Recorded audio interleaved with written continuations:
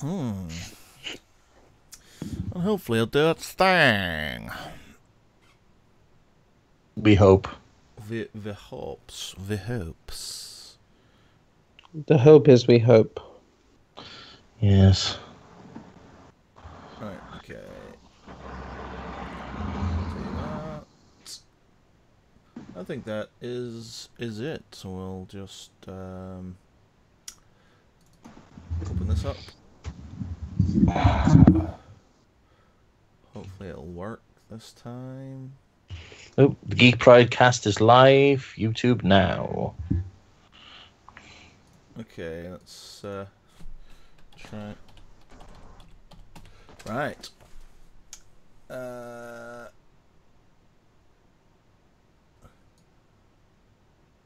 Cast is live. YouTube now. Whoa. Right. Okay. Just before we start off, John Joe, do you want to do the honors and give me a mic check of some sort? To check to Of see if the audio's course. fine. The audio's fine. Yeah.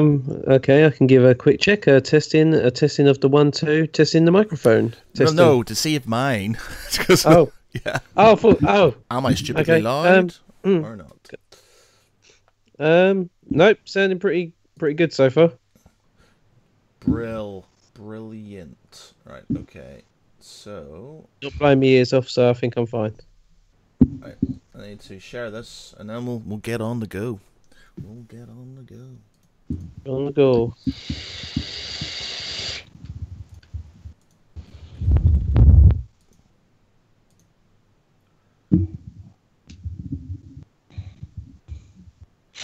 Boop, boop, boop. Right. Okay. I think that's it. Other than the fact that this thing isn't working. Let's try disconnect, reconnect. Do that. Yeah, let's do that. Hopefully that. Ah, yay! I think we're working now. Sweet. Right. Okay. Hi everybody, Matt Geary for the Geek Pride cast on this Thursday Eve. I'm joined by two nerds of the nerdiest type. First up, we have Quizmaster John Joe Crossgrove. Good evening, Geek Stratosphere. And second up, we have J to the Jezzy, V to the Varney, Josh Varney. What the fuck was that intro? That's my Snoop Dogg, man. That's my Snoop. Right. Okay. So, gentlemen, what's been going on since I last talked to you? It's been an interesting week for gamers. So many pissed off gamers, put it that way. Oh Christ! I'm guessing you are alluding to E3. Yes. All right then. So, I've seen all the main titles, but I didn't really keep a massive eye on it.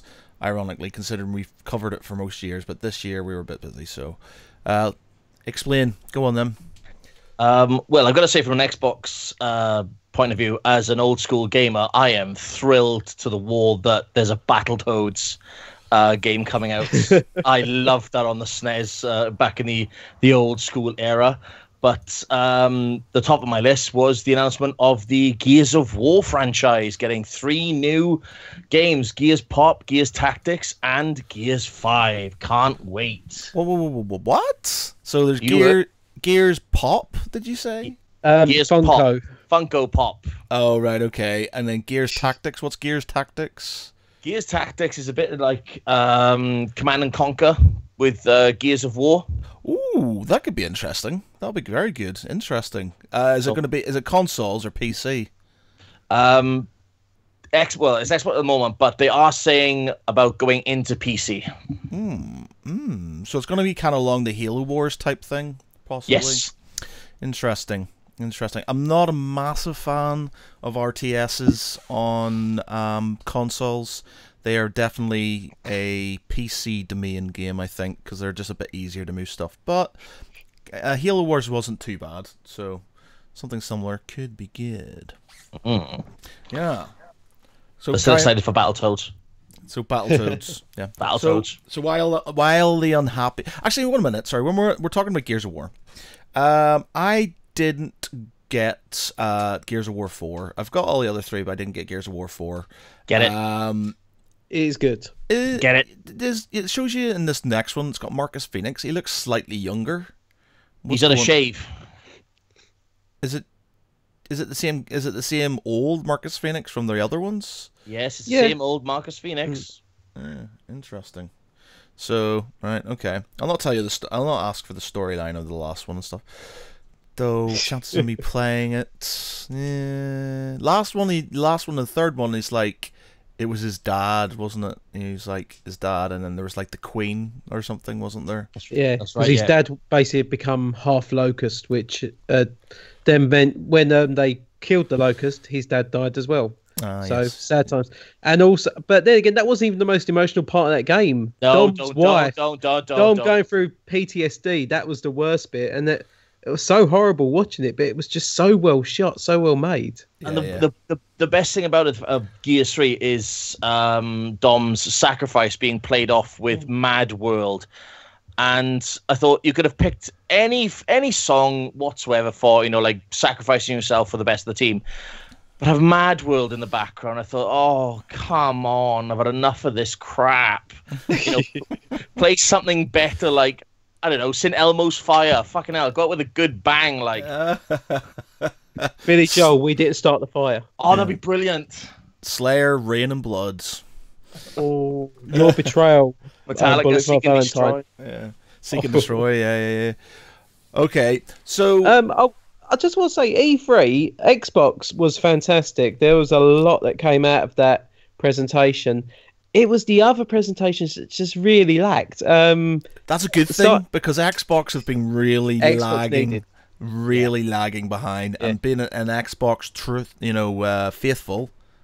I find it very hard to swallow whenever Xbox don't deliver or Microsoft don't deliver, and they delivered all that I care about. Halo 6, Halo Infinite. Yeah, have no idea what it's going to be like, but it looks so different, but it looks really good at the same time. It's nice to know that they're not afraid to change up the way that they make these games, the way that they present them, and it's going to be nice to see that change from what Halo 5 was. I think Halo 5 was too dependent on trying to do a dramatic shift in story, but not so much a change in what you know and what you play.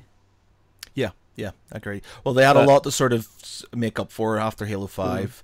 I've been very faithful to Halo since day one, and I just couldn't reconcile myself with Halo 5. No.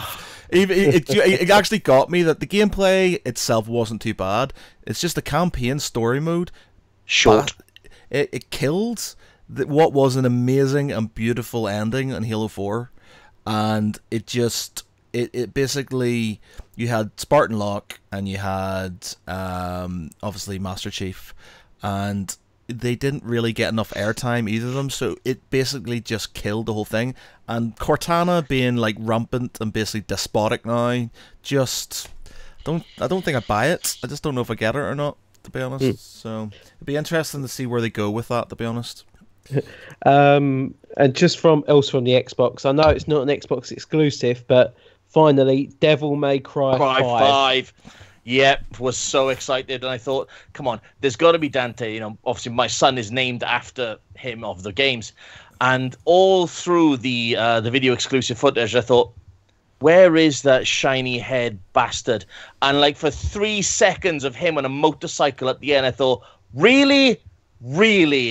I feel this is going to be the Metal Gear Solid 2 of Devil May Cry, but I really like Nero. I think he's a fantastic character, and as long as they do good with this storyline and they actually deliver a great game, because DMC from a few years ago was utter crap.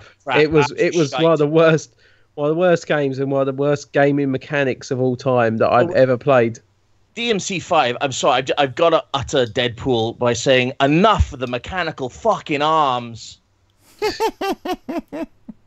It's just boredom now. It's like, oh, everybody's got a mechanical arm. Oh, for God's sake. You know, they've ripped off his Devil Bringer. Great, okay. So what's he got now? Oh, look, he's got an interchangeable mechanical arm. Oh, for fuck's sake. Why? Well, because they can't let him go around with one arm for the whole game. Not. It would be a hell of a handicap. Oh, could you imagine that? Yeah. What's the difficulty setting? Yeah, we take away the arm. Yeah. Yeah. You can have a skill set by throwing the Red Queen up in the air, pulling out the blue rose, gunning people down, and catching the sword again. Be great. Oh man. But I've got to say, I am a big lover of Nintendo. Nintendo, I felt, was a massive letdown for E3 this year. I don't think Nintendo's really done much for the last couple of years, to be honest. I just think... The thing is, last year they had a good lot of teases. I mean, they promised Metroid Prime 4, which, for me, that was quite nice to see that they're working on that. They also promised a new Yoshi game, and I'm quite fond of Yoshi. They also showcased the Mario Odyssey at the time. But this year, they spent 2/3 of their runtime on Super Smash Bros. I love Super Smash Bros. I think it is a fun game, but it's something that after a few hours you're probably not going to play much of. It'll be there just when friends come around to play. But it was like there was no like proper first party title that got me excited. There was nothing that made me think, right, this is going to push the Nintendo Switch now to its limits. I just thought this is supposed to be E3 at its best. This is supposed to be, the pinnacle. They're the last presentation of the weekend. This has got to be where they announce some of the big games. They're going to pull out some massive surprises. No. It was bad. And don't get me wrong, I like the look of the new Pokemon game. I'm not a big fan that you can't fight wild Pokemon. You can only catch wild Pokemon like in Pokemon Go. But you still got gym battles. You still got trainer battles. That's still good with me. Super Smash Bros. I will be playing it when it comes out.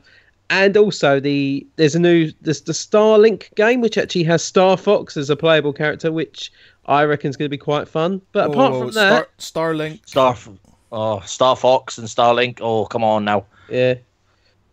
But apart from that, there was nothing about that E3 that got me too excited. There was nothing that was presented that was that brand new. Because even the Starlink one, that was in the Ubisoft. And I've got to say, Ubisoft actually did really well. Assassin's Creed, I think, is going to do very well with Odyssey. I mean, I've seen a lot of people already pre-order the Spear of Leonidas and the exclusives that have come out with that. I mean, I've said friends who work for Game who are already sporting the Assassin's Creed T-shirt exclusives that they get from working for Game. And I thought, bastards. Yeah, just on a random note, I'm currently playing this game called Warzone on my phone. I blame my friend Dickie. He basically told us, because we were playing chess, and he was like, you're going to play this game called Warzone. I'm like, oh, I don't know. It's kind of like Risk. So get on it. And unfortunately, it's like the most addictive game you've ever played in your entire life. That's like Guns of Boom for me. And my brother keeps fucking beating me, and it's really annoying. It's just like, and he's taunting me at this moment in time. I'm just like, and I got absolutely annihilated not annihilated. I got beaten in the first one, and he's just thrashed me there now. And just expecting that guy at the bottom right hand side to go Toasty. Yeah, very very upsetting at this moment in time. But yeah, it's called Warzone. It's kind of like Risk, but it's on your mobile. It's cross. Yeah, he's just like, you can see. I'm not sure if you can see that. See all the blue that's on that. All the blue that's on that screen. That's him. All the red was me. So yeah, basically, beat me pretty badly. Yeah. Anyway, gents, sorry, apologies. Carry on. Yeah. Yeah. Like I said, there was some good conferences. There was some good stuff that came out. Ubisoft, I think, pulled out some nice choices, and I wasn't a big fan of the first Division game, but the Division 2 looks good. I think that could be... Didn't play the first one. Was it like an MMO type game? It was a... Do you remember playing Rainbow Six or SOCOM when they were out? Thank you. I couldn't remember the name then. SOCOM, yeah, I remember SOCOM. But yeah, Rainbow Six and stuff, yeah. a little bit like that. But this new one, I don't know. It's just the gritty team-based. They are fun. They're fun shooters.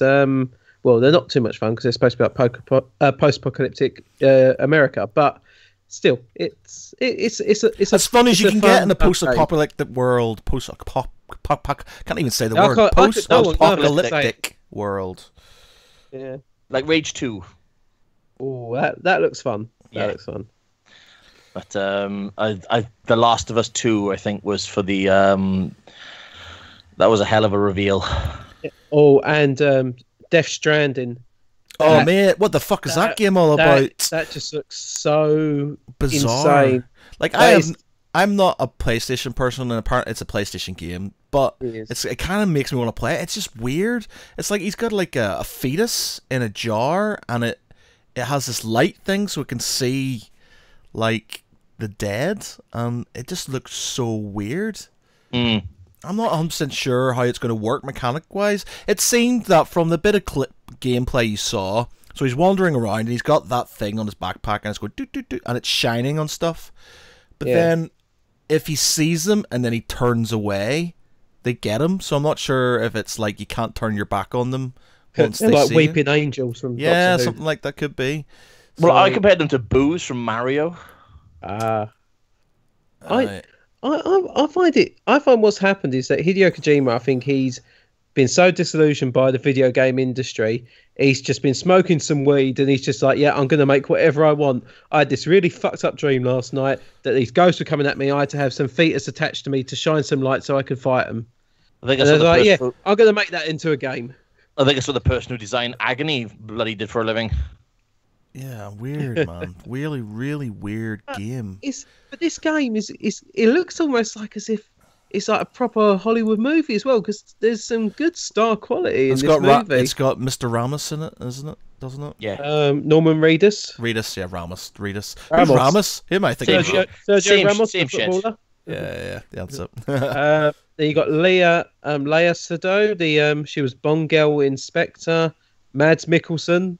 It's pretty good casting. I'm liking the look of it, but this is what I'm finding with some games now, because obviously the technological advances, the amount of detail that goes into these games, we find out about a game, we don't see it for about 3 or 4 years afterwards. So this was first teased over 2 years ago. When are we getting this bloody game? Yeah, I was about to mention this about We Happy Few. Now, this game was teased, I think it was at least 2 years ago, and they brought out the trailer for it, and it was supposed to be out last year, but then it was pushed back to this year, and only now at E3 we were seeing that it actually has a release date. And I thought, I've been waiting for this game for over 2 pissing years, because it just looks freaky as hell. I thought, that's my kind of game. Have you stopped talking, or have you just disappeared, Josh? No, I finished my sentence. Because you just stopped so suddenly. I was just like, to get himself, he's trying to compose himself. It's like, I've been waiting for 2 years. When is the release date for it? Actually, I need to know now. Where's the release date?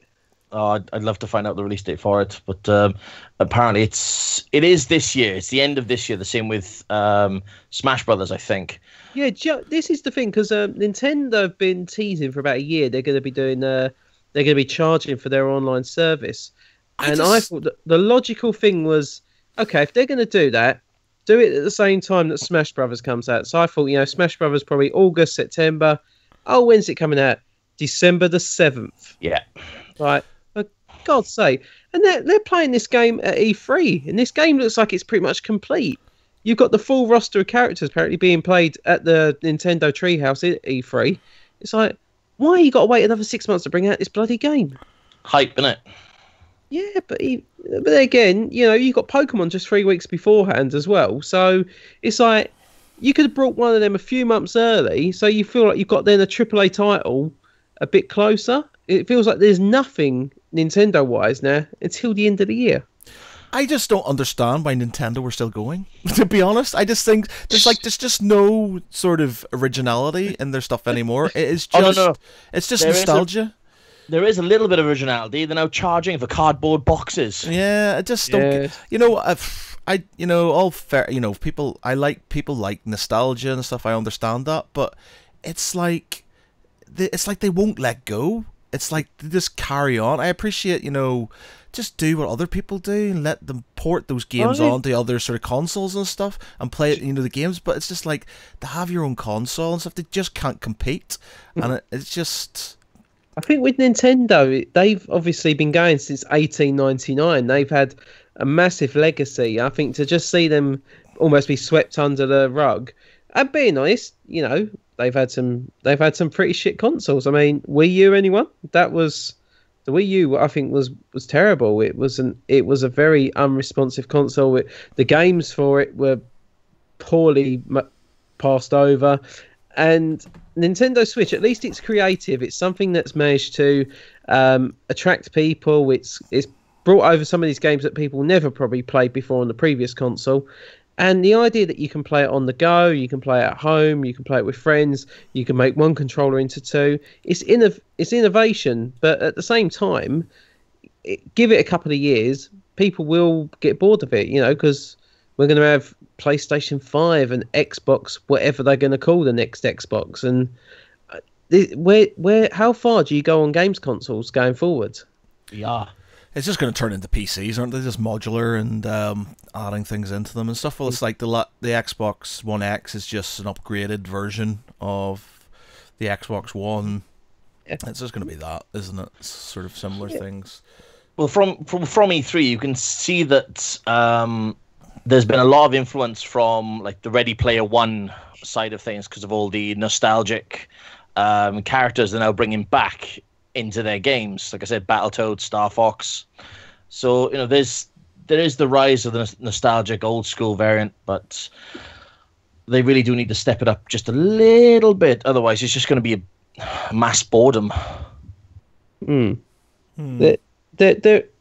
thing is, with E3, Sony's presentation I thought was quite an interesting one, because they pretty much showcased only 4 games, with one of them having a release date. So out of the 4 that they highlighted, only one had a promised release date, and that was September this year for Spider-Man. We don't know when Last of Us 2 is coming out. We don't know when Death Stranding's out, and whatever that other one was, the Shing Sigu or something. Is that the one with the samurai? Yeah. Yeah, that looked pretty good. The gameplay looked pretty awesome. That's what I mean. They all look really good, but when are we going to see these games? I think that's. Don't get me wrong. I like to see it. I like to see what's being done. But I always feel when you then show these games, they go, "Oh, when they're coming out, we don't know yet." It's like it does feel like it's almost taking it's having a dig at your fans, at the people who want to play these games. It's like, yeah, you're going to make them wait so long. And we found before that games that when they take too long to come out, when they've announced them so far ahead, and then they've been released, some of them have just sold terribly or just been brought out and no one's cared about them. Yeah. Overhype. But Last of Us 2 is one that I will happily wait for, because that first game was still one of my favourite games of all time. I loved that game, and The Last of Us 2, from what I can see from the gameplay trailer, from the from the cinematics, it looks brilliant. It almost like bringing a tear to my eye, thinking like this almost feels like I'm in this world, and there's no real games that I've ever played before that made me feel like that. I have to say, I'm feeling slightly disillusioned with games in general, to be honest. Like, just AAA games, like ones where it's, graphics are the big thing and gameplay comes second. And it's been a pet peeve of mine for many, many, many years, where you get beautiful looking games, and the gameplay's alright, but in my mind, you could maybe sort of downgrade the graphics slightly and increase the gameplay more and have more options to do stuff.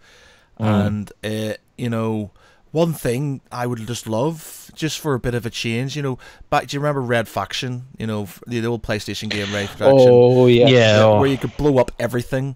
Now I know in Red Faction 2 they sort of dialed it down a bit, and I think there's the Red Faction that was on the Xbox and stuff, and you could get sort of you could blow up certain things. But in the original one, you could literally blow everything up. Like you could blow through like walls, destroy the ground, and that sort of idea for me, especially in like our sort of first-person shooters like Battlefield and things, like what used to annoy me in Battlefield. So you'd have Battlefield 4, so you could blow up like certain buildings and things like that, and they blow up, and that was great. But then you'd be driving a tank and you get stopped by a bloody skip. So you'd be driving a tank along the road and there's a skip aside, and you would just get stuck, and you're just like, are you serious? I can blow up a fucking building, but I can't destroy a skip? And it's frustrating. And I just think, just in general, I'm just like, games, there doesn't seem to be a lot of ground being gained. It just seems to be a bit of a arms race in graphics and in how many stars they can get involved. So there's like, we can pay a lot of money and sell this game because X celebrity is doing the voice, and then I'm just in general, games. I've not played anything in ages that I've went, this is absolutely amazing. Like I said, I find myself playing games like Warzone on my phone, because they seem a bit they aren't pretentious, they are just sort of what they are and stuff, and yeah. I think for me, it's the waiting. It's the whole waiting for the games that you actually really want. I mean, like I was saying about We Happy Few, it's a case of it was released advertised 2 years ago. Yeah, it's going to be the greatest game you've ever seen. Oh, it's really freaky. It's different of opinion, and all of a sudden, 2,000 years later. Now they're doing it on E3 and showing it off. I thought, for goodness sake, at least give us something that is coming out within the next 2 months, or in the next month. But yay, E3. Yeah, So like, I'm just struggling with games, and I think E3 wasn't. Halo Infinite and some of the other games that did sort of kind of go, did raise an eyebrow, but wasn't overly impressed with it and stuff. What were you saying? Like, people were very unhappy about? You were sort of mentioning earlier that people were going to be very unhappy. Well, I had a mate over there who bought a ticket for the Games Expo, and it's $250 to walk in. And you're waiting in excess of 5 hours, 6 hours, just to play an 18-minute, if you're lucky, demo. And, you're wasting all the day waiting, even to get to the exclusives. I think they had like a maximum of 400 things per day, capped it off. And even if you were lucky to go back the next day, there was no guarantee there'd be anything for you, unless you were like a popular cosplayer, or you were invited there by obviously the gaming companies, or you were like gold standard press. You were lucky to walk away with anything. And yet, if you look on eBay, a lot of people walked away with a lot of things. There's this Super Smash Brothers like pin, like a lapel pin, that I think they were giving out if you played the demo. Yeah. And I thought, it's a nice little keepsake, great. But for like 75 quid on eBay, come on. E3 is not all about, we're going to flip this because it was free, or we paid minimum of this, we're going to flip this. It's all become very, what's the word I'm looking for? Commercial. Money. Yeah, money. It's always been commercial, really, but it's just more sort of, it's just become more prominent. I think, like, I'd love to go to E3, and I've been to San Diego Comic-Con, and that's the dream. That's amazing. But even it's just pure consumerism at its most, and I just don't understand. I will never understand people queuing up to see celebrities for like days and stuff, and we're talking like 34-degree heats, sort of 34, 40 degrees, people out in the sun queuing for Hall H, you know, and wow, I each their own, just couldn't do it. I'm just like, for that, I just couldn't do it. I hate queuing in general, to be honest, but I'm quite a patient person, I have to be honest. I am generally, I'm very patient. I've been told I have the patience of a saint, but I hate queuing. I really hate queuing. It's just like, why do I have to queue? Why can't I just? Because we're British, that's why, and we know how to queue. Yeah. And we know how to moan. Yeah, we know how to queue. It's like, got a cup of tea. I'm fine in a fucking queue. Thank you very much. Carry on. Wonder about yourselves. You don't know how to queue, you bloody Americans. Well, I don't know, man. These guys were like, so you come out of out of the Comic-Con convention, and you're like, it's hard to explain, but they basically come out from the front all the way around the back and all the way along the waterfront, and there's people there, sort of, chairs, waiting in the sun, and I'm just like, and they're waiting for pretty much the next day.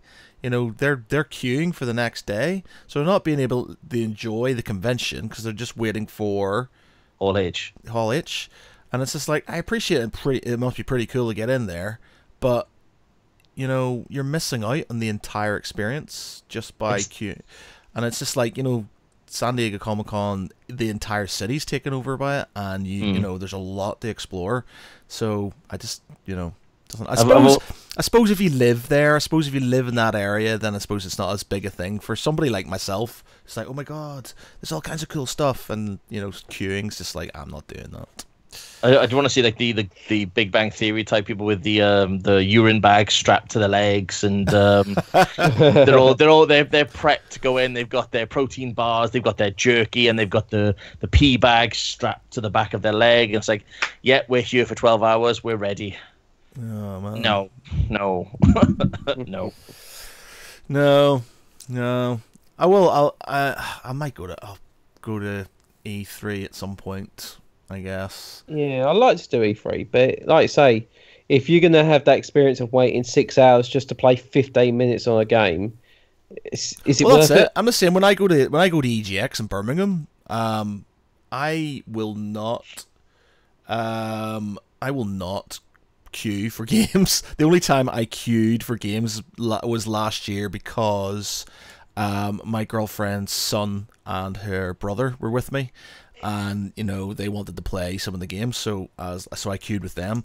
But in general, I'm just like, I am not queuing for an hour and a half just to play the new Call of Duty for 5 minutes. It just doesn't do anything for me, So I'll just play the stuff that's not there and stuff. My brother's just mentioned in the comments on Facebook, we bumped into JT and Anna Kendrick while walking down the waterfront. Who needs to queue? Exactly. So there's all these like people queuing for famous people. We literally were walking down the waterfront, and Justin Timberlake walked right past us, like right in front of us. And I'm standing there with a big camera in one hand and my phone in the other. I didn't take one photograph of him because I was in shock. And then my brother's like, I quickly got him and got a few photographs of both of them. But it was just like they were like just there, and you could bump into them all the time. So it's just like, yeah. But each to their own. Each to their own. Yeah, there you go. Yeah. Okay, so anything more about E3 that you want to discuss? I will just say, if anyone saw the first presentation, which was for EA, now I will say that yes, Nintendo had a bad conference, but EA, they were pretty much scraping that barrel for every little nook and crack they could get. Star Wars, they made a whole thing about Battlefront 2, about the DLC they're going to do for it. They're going to do a Clone Wars DLC, which got a couple of boos instead of applause during the conference, which was quite fun to hear. But they did announce... Yeah, sorry. I was just going to say, they did announce a new Star Wars game, which won't be a Battlefront game. And it sounds really exciting. It's going to be obviously set between, like most of them are, set between episodes 3 and 4. And it's going to be about the extinction of the Jedi. So it'll probably be like a side story, similar to what Star Wars Rebels has been like. Yeah. And they were like, everyone's like, yeah, this is like the biggest applause all night. You know, everyone wants to know what's happening with this. Come on, we got a new Star Wars game. When's it coming out? Oh, not until holiday 2019. And in the massive, like really tiny text underneath says, any popular characters will be subject to downloadable content at a massive price hike. Yeah. But it's, you know what, E3 used to be quite exciting. Used to watch it, used to go, right. I mean, I remember watching it in years when I used to go, oh, wow, they've announced new Final Fantasy. Oh, it's going to be so awesome. Or there was ones like, wait, there's going to be a Metal Gear Solid 5. Oh, my goodness, this looks awesome. There's just been times when, you know, E3 has managed to surprise. They've managed to really put out something really good. And don't get me wrong, like I said, I think Xbox had the best conference, but I can't say there was anything that was announced that I went 100%. I was like, I'm gobsmacked. There was nothing this year that did that. Well, I don't think there's been anything for a while that has really made me go, ooh, that's amazing. Like I said, I love Halo, but, you know, even that was just like, okay, new Halo game. I'm getting old, man. I think that's what it is. I'm getting old, curmudgeonly. I think EA have really tainted themselves. That Star Wars Battlefront fiasco, when they just went pure money grab. And I appreciate that a lot of people, a lot of game companies were doing similar things. They just thought they'd cash in. They just did it with a very beloved franchise. And it was just like, whoa, what the fuck are you doing? And people just noticed. So, yeah. Well, I found myself downloading Star Wars Empire at War. I did instead of playing Battlefield. Yeah, that's a good game. That is a good game. It's a much better game. Yeah, I haven't bought it. I might. Yeah, I just told myself I wasn't going to because I was just very annoyed by how they carried themselves off. And, you know, it was just like, we're going to cash in loads. And then people kicked off and they went, oh shit, right, better change our mind now. And it's just like, yeah, it's too late now, motherfuckers. It'll probably come in like one of the free game days. Download this free.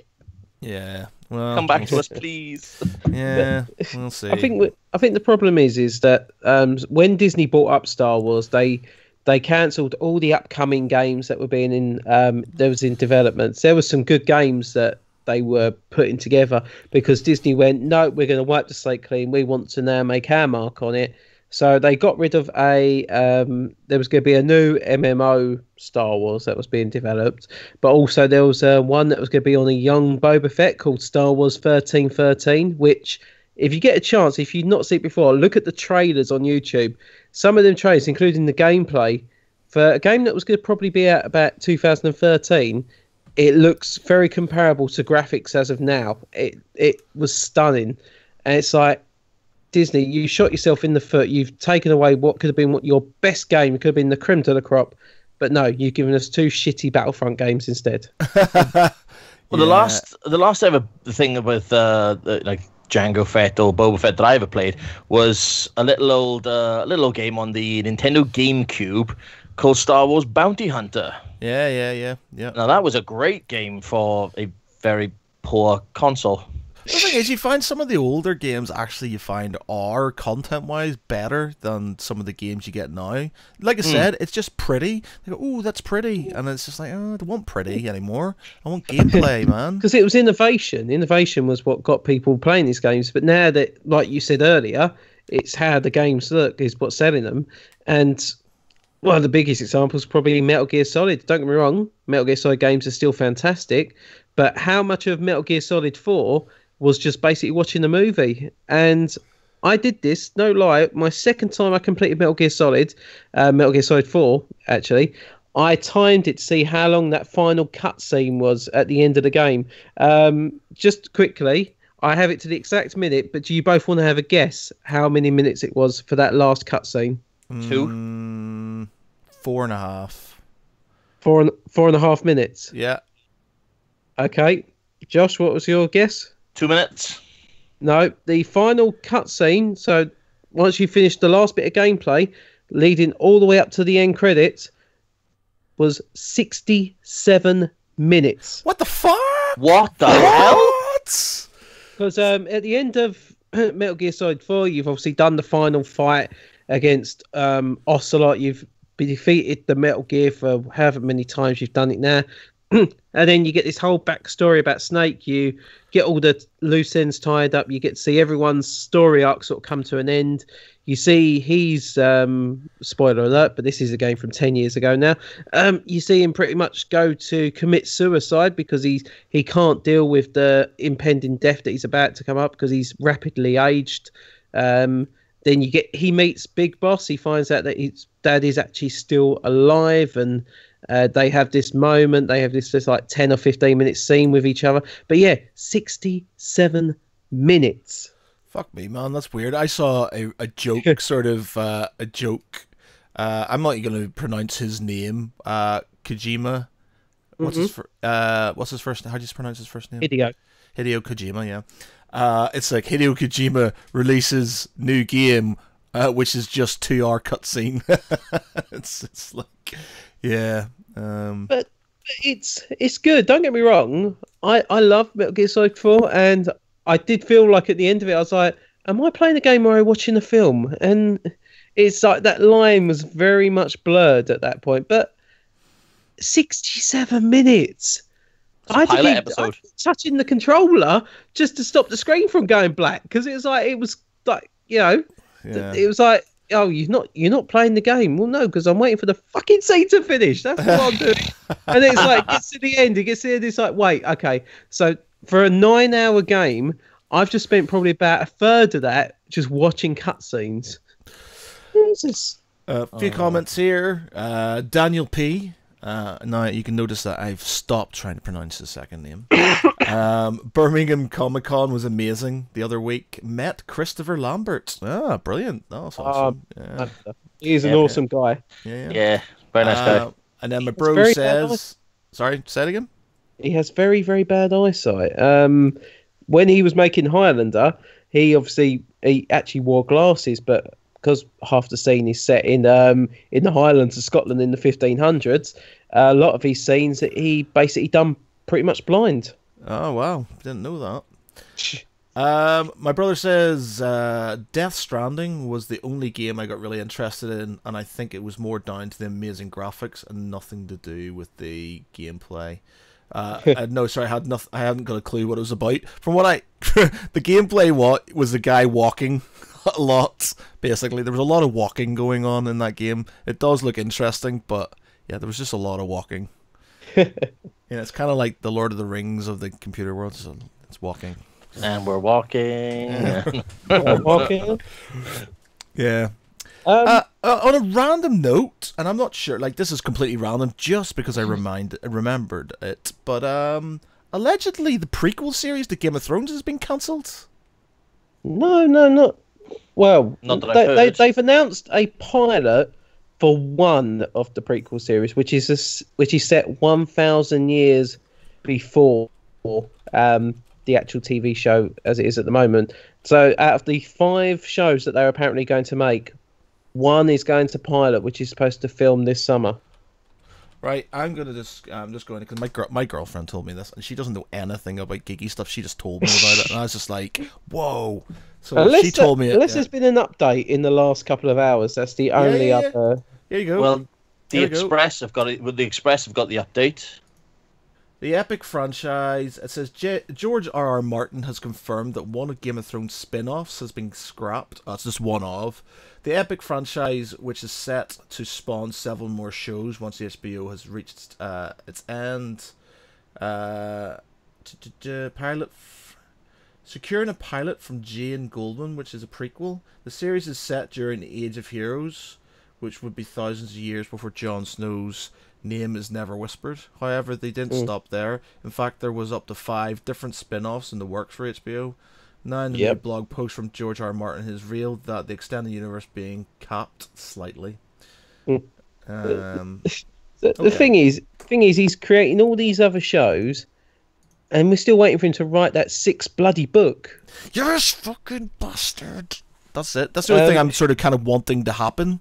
Like, I just don't care at this moment in time. I think that's probably it. I think I've just got so complacent and sort of upset that there's no 6th Game of Thrones book, and everything else just doesn't matter anymore. And I just want that 6th book. The thing is, he's released about 8 or 9 chapters from this book, because I've read them when they've been online. I think there was I can't remember, it was Comic-Con, I think 2015 or 2016. He done a live read of one of the chapters, and he went something about, oh yeah, yes, the book is currently going well. I've got 1,100 pages for it. It will be out next year. And everyone's like, yeah! And it's like, comes the next year. Yeah, we don't know when it's coming out yet. The thing is, he doesn't have to, man. It's just, do you know what I liken it to? It's but... I liken it to this. We've talked about this so many times, but I liken it to, I like doing stuff like, so Geek Pride things, or painting models, or playing board games and stuff. I like doing them when I want to do them. As soon as I'm forced to do things and I have to do them, I just literally shut down. And I get the impression he's quite similar in that he'll do it when he sort of kind of wants to. I'll just finish off a chapter and stuff. But as soon as they're like, dude, you need to get this done, he's like, nah.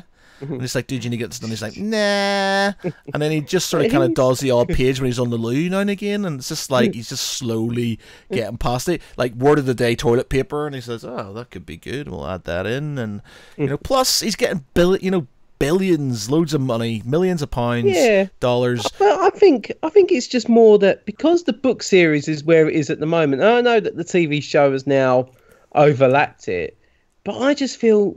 I don't know, if that was me, I'd almost feel like, okay, everyone knows what's going to happen, that's fair enough. But I think just as a thing, I just bash out a book now and just go, so few people die, fight against the White Walkers, blah, blah, blah. Jon Snow is now king, the end. Well, the thing is, he is writing other books. He's written other books in the meantime. So it's just like, he just can't be fucked. And it's just, well, it's not, he just can't be fucked. Well, yeah, it is. At the minute, he's just like, I'm just not feeling it, guys. So I'm just not going to finish it. Which I can kind of understand, but it's just infuriating. It's like one of these things. If you start off, and you're like, guys, I am going to write an epic sort of kind of series of books. It's going to be freaking amazing. You kind of have a responsibility to finish them. Can you imagine it was 2011 when the last book came out, and ironically that was when the first series of Game of Thrones came out. But when he wrote book 5, and he thought, okay, so if this show goes on for a while, I'm sure I'll get the books done. Now I think by the time it got to about season 4 or season 5, he must have been thinking, oh fuck, what am I doing? I've not written this book yet. But his thing is, he was writing. I know it's not probably that big of a commitment, but he was writing an episode for every series up until season 4. That was the last episode he wrote, was for season 4. But but like you say, he's done these other books, he's done all these spin-offs, he's been doing these other sci-fi projects. I think he's got a show for the Sci-Fi Channel that's apparently being made soon. You've also got this prequel that's being done by Jane Goldman, who, if you know, is the wife of Jonathan Ross and the writer of the Kick-Ass and Kingsman films. Ah, I did not know that she did Kingsman. All right. Yeah. Oh. Yeah. So there's some good credibility there all around. I kind of want Game of Thrones to be over and done with. Say, give it about a year or so, and then maybe introduce this spin-off, because I think you need to have that little bit of breathing space. That worked when Breaking Bad finished, and then they brought on Better Call Saul. Better Call Saul, I think it kind of came out a little bit too quick, and it struggled to find its feet. But I've got to say, season 3 of Better Call Saul, that was on last year, I think was probably the best show of 2017 for me. It was just so well good, so funny, but so dramatic, so serious, so heartfelt. And yeah, I just think if you give it time, you can still make great TV. You can keep it all linked. You can still come back to these worlds. But if you try and rush out something, because it's like 5 spin-offs. Who's going to watch 5 spin-offs of one show?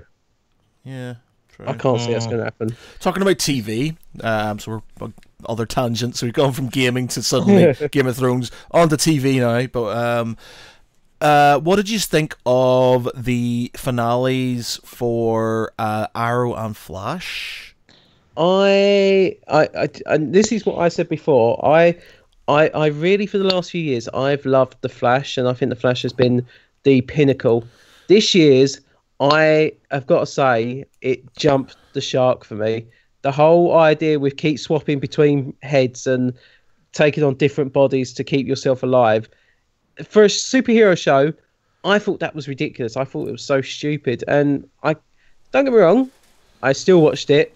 But Arrow was fantastic this year. Yeah, it was on point this year, I think, because they really I think it was sort of getting to a point where it's like, meh, but all the fallouts and, the whole thing, I thought it worked really well. It broke tradition as well, because, the main villain didn't die at the end of the season this time, or he didn't get defeated, he's chucked away. No, he's still here, and he is then going to be into season 7, which hopefully will be quite good. And the guy that plays him, Kirk Avocado. I keep calling him Kirk Avocado, but I know that's not his name. But he's a great actor, and I think it was it might have been Dawn from the Planet of the Apes he was in, and I think he was brilliant in that movie. And he's done similar roles in other films, but I think he's a great actor, and I think he's like one of the first. Him and Michael Emerson, they made great villains for the show this year, and I was hooked. I've got to say, I was definitely hooked because of them. Laura Benson, who did some stuff for us recently, new to Geek Pride. Just put a comment on Facebook, sir. It's Kirk Acavito. Yeah, did a great job of the season villains. Yeah, I know how his name's spelled. I just can't ever say it. I keep going avocado, and I know that's not right. But to be honest, if you have a look, you could make it. I'm dyslexic, and so when I saw that written down, I saw avocado. so she got us a hell of a soundbite from him. Oh, we've got lots of sound bites. So kudos to Laura. We'll probably put one of them at the start of this one.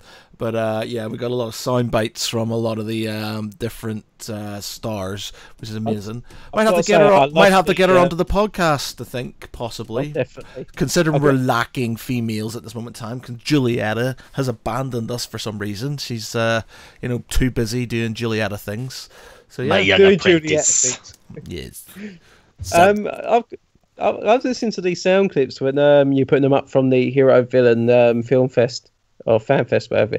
The Stephen Amell one, I think, was the best one. That was just, it just seemed so well. It's like, he's probably like just dancing along and someone's just put a phone up to you. Can you do a quick jingle? He's like, yeah, sure. There. Hey, I'm having fun. I'm here. This is Geek Pride. Hey. That's pretty much how she went about it, I think. It's brilliant. I think that was great. And, if you can do that, if you can get people that are, more than happy to do like a little chat or a little fun bite like that, then it's great. It's so fun. But yeah, that one in particular. Laura said that he's also very, very lovely in person and was incredible to all his fans and his staff working with him.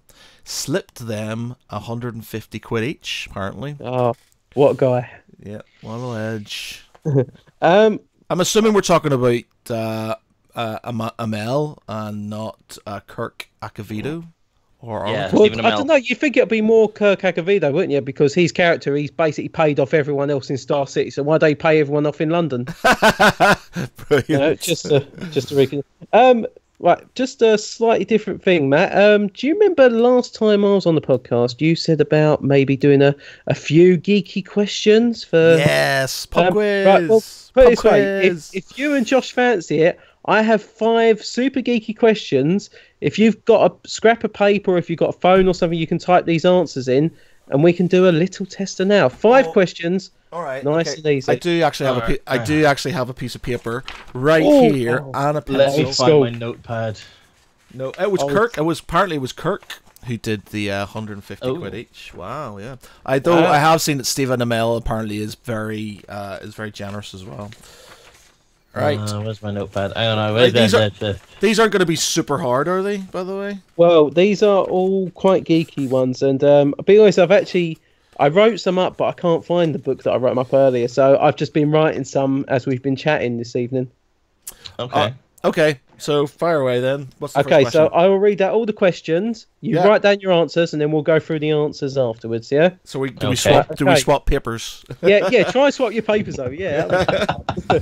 All right. Okay. So question number 1: In Rick and Morty, Yeah. what name is given to Bird Person when he is resurrected in season 3? Oh no! Oh, In God. Rick and Morty, what God name is given to damn it. Bird Person when he is resurrected in season 3? So I'm remember, write down your answer.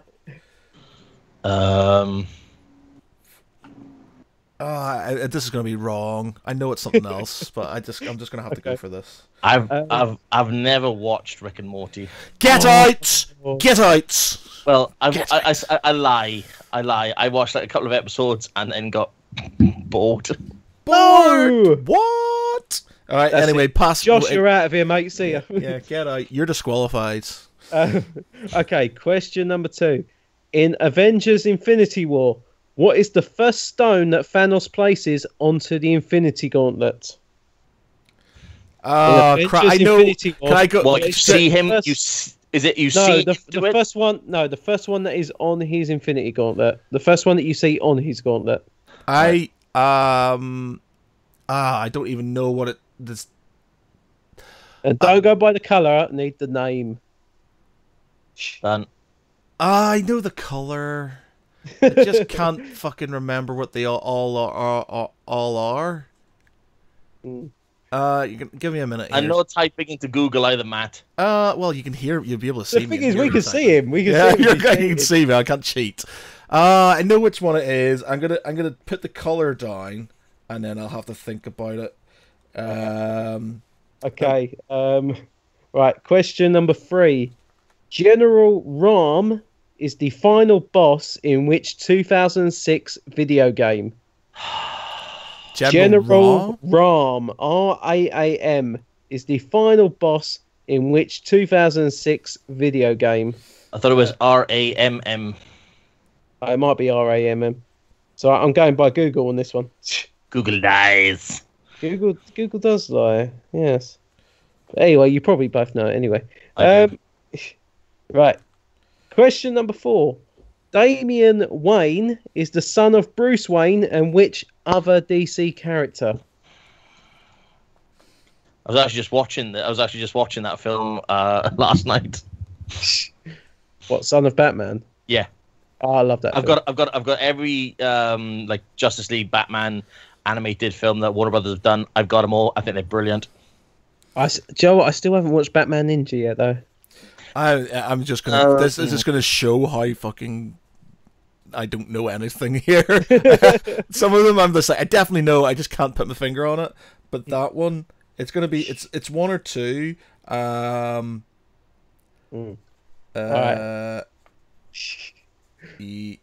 Yeah, no, we're gonna go for it. No, it's one of those two. I've got two answers, so I'll just have to pick one when we decide. Right.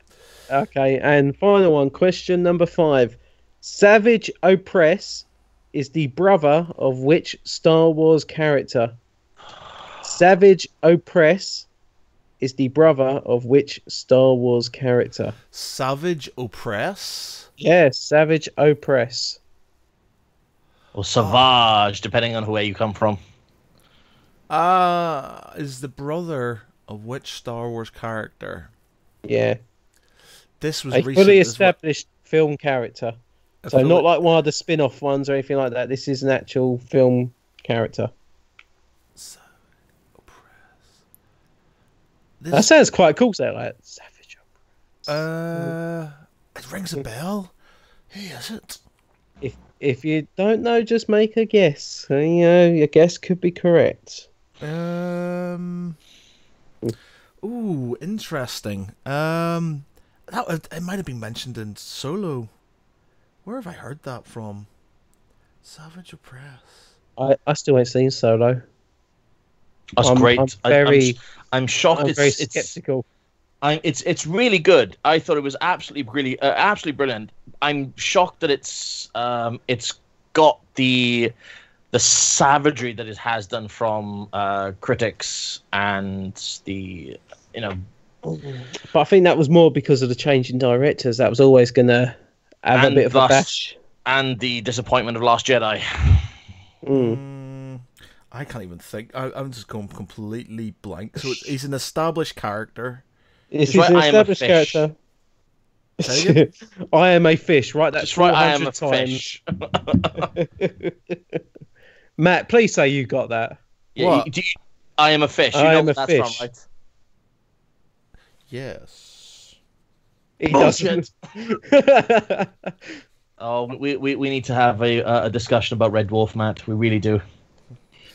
I don't know, man. I just fucking... Right, All right, okay, go on so then. have you all got answers down for the 5 questions? I just can't think of the name of the stone. Do you know what is really bad? And I can see in my head, I'm just horrible with anything that's names. This is our editor. This is our editor in chief, by the way. Oh, yeah, that's everybody it. Well, it's like I can recognize things. I can recognize faces. I'm we really have good to at rename the show No Geek Pride. By the sounds of I it. can't just. The thing is, I do Laura- history. I can remember and stuff. Right, I can remember. Laura's messaging me and she's literally screaming the fucking name at you. She's flipping tables. Oh God, love that girl. Right, Savage oppressed because he's a fancy bitch. I like that. That's quite good. Right, so Matt, this ain't going to be a question, but if I asked you what the last stone was that went onto the gauntlet, what would you say? It would be the what was the one that the Vision had? I'm literally biting my fingernails at this now. Now Vision is the Mind Stone. The Mind Yeah, Stone. yay! You got something, right? Okay, let's go through. Is that a the bonus answers. question? Do I get a bonus? Do I get No, that bonus no, point? no, No. no bonus. No. Okay, so let's go through. So, question 1 in Rick and Morty, what name is given to Bird Person when he is resurrected in season 3? Now, Phoenix person. Phoenix Person is the correct answer. Ah, yes, I got that right. Look. You know, there's a bit of a delay seeing it on my screen, so I'll see it in about 10 seconds. Oh, okay. Okay, yes, Phoenix Person is the correct answer. Right. Number 2. In Avengers Infinity War, what is the first stone that Thanos places onto his gauntlet? The Power Stone. You fucking noob. It is the Power Stone. I got the purple stone. The purple one. The purple stone. Did I get a half a point for that? I'm giving myself half a point for that. Yeah, of course you You can. give You're the yourself fucking half a editor in point. chief. You can give yourself half a point, but we won't be counting that. Okay. Okay, question 3. General Ram is the final boss in which 2006 video game? Gears of War. Yes. Indeed, yes. Well done. Yep. Right, so question 4. Damian Wayne is the son of Bruce Wayne and which other DC character? Okay. Matt. I have 2 answers for this. Right. Okay, right, Matt. Whatever one you say first, that is the answer I'm taking.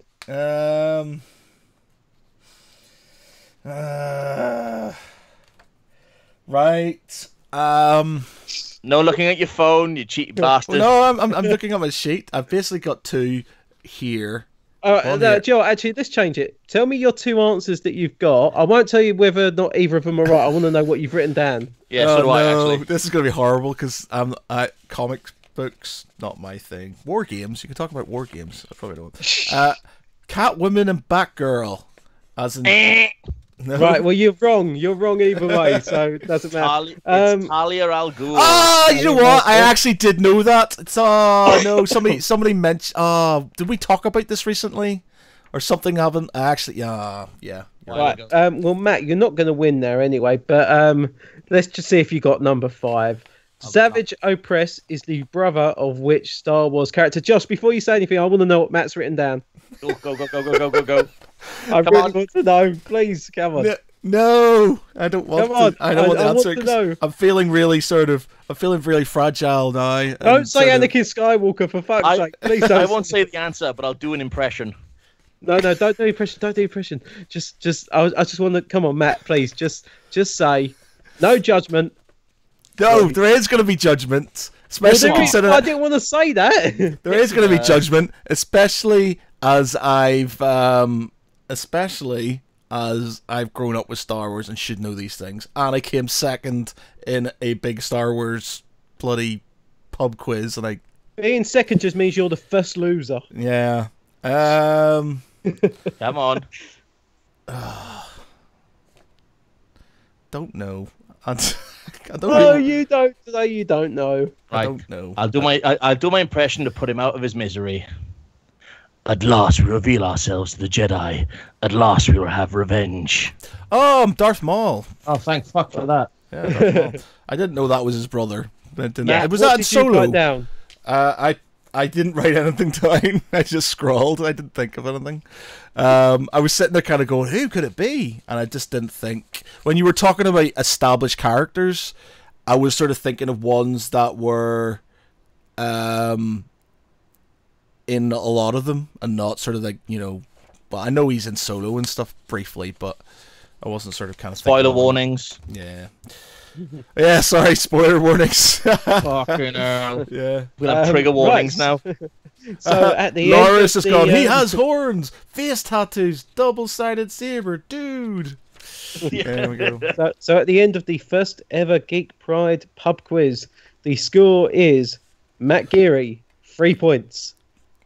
But Joshua, the Madman Varney, has got 5 out of 5. Hail to the king, baby. Brilliant, very good. How about that? You know, that I was actually good. haven't seen Clone Wars, so I think that's where Laura's said Clone Wars. Not seen Clone Wars. Savage doesn't last very long, I'll give you that. Yeah. He basically he's killed, and then but Darth Maul's especially in Star Wars Rebels, he does actually get quite a lot to do, and probably is one of the best characters in that show. Well, I think they are going to tie in the new Obi-Wan film with Solo, and obviously what's going on at the end of that. So I think that would tie in, and obviously it would tie in with the Rebels episode as well, wouldn't it? I'm really wondering where they're going to go with this, because when you look at, because most studios look at the box office now, Solo hasn't even earned $300 million, which all 3 Star Wars movies that come out before that done in their opening weekend. So it's a shame because I enjoyed it. I thought it was really good. It was not as good as Rogue One, but it wasn't as good. Yeah, nothing's as good as Rogue One, but Empire. except every other film. it wasn't better than Empire. And, it was a good sci-fi western, basically. So yeah. It was a sci-fi western, and a good jaunt, and I think it gave a good depth to Han Solo and Chewie and stuff. I liked, how he just was a bit more optimistic. I liked the fact they had the line, "I've got a really good feeling about this," instead of "I got a really bad feeling about this." I dug that. I thought it was really good. Yeah. And just one quick thing while we're on Star Wars, I'm sure you've probably seen it on the social medias that the abuse and the harassment that's been happening with Kelly Marie Tran, who played Rose. Rose. Now, I liked her character. I thought she was actually quite good in the film. But is there a limit where I think the bullying side it kind of takes a life on its own, and I think it pushes people to a certain limit. And even the last 24 hours, Millie Bobby Brown, who plays 11 in Stranger Things, she's also been part of a meme, a homophobic meme that's been centered around her. I did read something about that, yeah. It's like, but do you know what? The fucking weirdos that come up with these things and they think this is a good idea to be putting out online, and it's hurting people's lives. It's really putting people in such shit places mentally. What is it with people that think that that's a good idea to come up with this? Yeah. We're going to get really deep now, yeah. Yeah. Right. We're going to leave it there because it is 1 hour and 8 minutes in. We're not going to leave it too long. But I quite enjoyed that pub quiz, even though I sucked at it. But yeah. The thing is, I'm one of those guys, when you're at a pub quiz with me, I'll remember things like that to do with it. So people are like, I don't know. And I'll go, it's the purple stone, or it's this. And people go, that one. I'm that guy. Basically, you're the backup. Yeah, I'm the backup guy. You're the backup. I'm the guy who doesn't remember specific names, but can remember sort of things about it and stuff. You're a support X-Force that dies like 2 seconds in. You are Peter. Mm. Yeah, we're exports. Well, if we can do a pub quiz, like a geeky pub quiz, let's say every week, Laura was able to get us a shitload of fuck cancer t-shirts, mostly small and medium. So if you like them tight, we've got them tight. We could always put it out there, answer all the questions right, and you win a t-shirt. Oh, yeah, that's a good idea. We could do a pub quiz, a proper one, because the guys from Primordial Radio, they do one, which is quite a good idea. I'm not sure how we would do it without people cheating, though, so it would be something... Maybe what we should do is get them on, like get a few contestants onto the Twitch. podcast live or Twitch or something, and then so they have to give us their answer straight away instead of being able to look online. Yeah, we could just get some people on and just go pub quiz. We could do it. It would be quite interesting to get sort of like Orvis or somebody on board. But yeah, That'll be interesting. Or Laura Benson, who seems to be giving me grief for getting stuff wrong. We'll get her on to do stuff and see how she likes it. I bet she got 5 out of 5 when on that she's quiz. up against. She definitely got 5 out of 5. Yeah. Laura says on Facebook, no matter what you think of a character, never take it out on the actor. The guy who played Joffrey in Game of Thrones got abused a ton too. Yeah, it's grim when people do that. Like they just, they're just taking the character and not the actual person, and it's grim. And Laura's challenging to fight you now as well. Yeah, she says she wants to fight me. Okay. Well, yeah. That'll be on our pay-per-view service coming next Friday night if you'd like to watch that. You can catch us on Patreon. Yeah. So yeah. I don't know. I'm really bad when I'm put under pressure. You know what? I sit there and when I'm watching like game shows and stuff like that, I'm sitting there and I can sit there and go, yeah, and the answer to that, blah blah blah, really random stuff. But as soon as I'm in the chair and I'm an actor, my brain just goes click and turns off completely, and I can remember bits and pieces, and just not very much else. So there you go. All right, I've got an idea. Next quiz we do, Matt, how about I do a specific Rogue One quiz for you? Oh no, because if I get that all wrong, it'll make me look foolish, and I don't want Yeah, we're to. doing that. Yes. Yes, me and Josh are going to message each other and we're going to come up with some questions for you. No. Me and Laura. Get Laura on. She can do it as well. She'll do it. All right. Okay. All right. So we'll end it there then with Matt's impending doom at another quiz. We actually talking about the fuck cancer thing. We will be. We have got some prints. We do, yes. Signed prints. We just have to figure out how to do the thing with them. How do we get them auctioned and get no charges and stuff? Because when I looked up eBay, they were all like, yeah, you have to do this, that, and the other, and all this other madness. But, but you said you talked to them, didn't you, Josh? I did have a chat with them, yes. There is a option where obviously the auction, you can say, goes to charity, and obviously eBay then waive all fees. As long as you show that it has actually gone to a charity, you give your like information, you give your proof, it should be fine. But I'm not one to trust eBay ever. So looking for other areas. Yeah. Yeah. So we need to basically find a way to get these things auctioned off, so we can make some money for the charity. Okay, we'll look into that, but that's coming up very soon. We've got some really nice prints. Who are the people who've provided the prints? Oh God, there's a list somewhere. Laura, where are you when I need you? Laura, we need your help. Yeah, where are you, Laura, when I need you? We've got... Where are my notes? I don't have my notes. I know it's guy Penguin, Riddler, Butch, Bruce Wayne, and Alfred, Sean Pertwee all signed the beautiful Gotham print, all given to us by Laura's friend. Oh, gosh, she just dinged me now.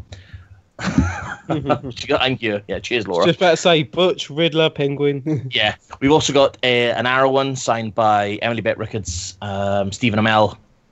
We've got a Flash one as well. We've got a Legends of Tomorrow signed one as well. Yeah, we've got quite a few, and they're really nice. We've also got ones from Gifted with Polaris and Thunderhawk, I think. I'll probably be corrected now any second. But yeah, I'll put up pictures on the Geek Pride's main Facebook page to show what we've got, with the actors holding up the prints, I might add, after they've signed them. So once again, my young apprentice did very well. Yeah, very good indeed. All right, cool. Well, that'll be coming up soon when we figure out how to sort of get it sorted so all the money goes to charity and we don't get charged for it and stuff. It's really weird that you can't even just do it through PayPal and stuff because they have really weird sort of like gambling laws, and it's not really gambling, but No. anyway. So we'll figure something out to get the money sorted out. I also need to. I keep on forgetting. I still have that bottle of Icelandic gin signed, and the other guy, he didn't claim it, and I keep on going, right, I need to put it back on, and I need to keep on doing that, so I need to get rid of it. So we're going to do that soon as well. So we're going to get rid of that. We're going to get these things done for charity, and yeah, so lots coming up, lots and lots coming up. Right, so anyway, thank you very much, everybody who watched, and to everybody who joined in the conversation. I've been Matt Geary. John Joe has been John Joe. I have indeed. And Josh has been Josh. Well, on this occasion, yes. Good night, y'all. Thanks a lot. All right, adios. Toodles.